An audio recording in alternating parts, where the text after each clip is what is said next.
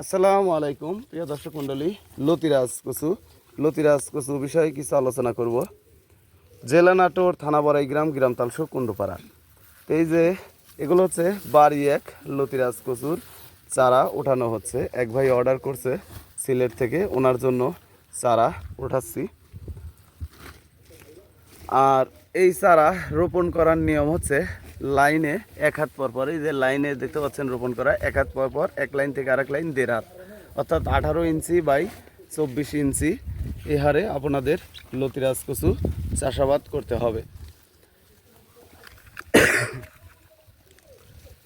1 বিঘা জমি অর্থাৎ 33% জমি যদি লতিরাজ কচুর চারা রোপণ করেন তাহলে 4200 পিস চারা রোপণ করতে হবে।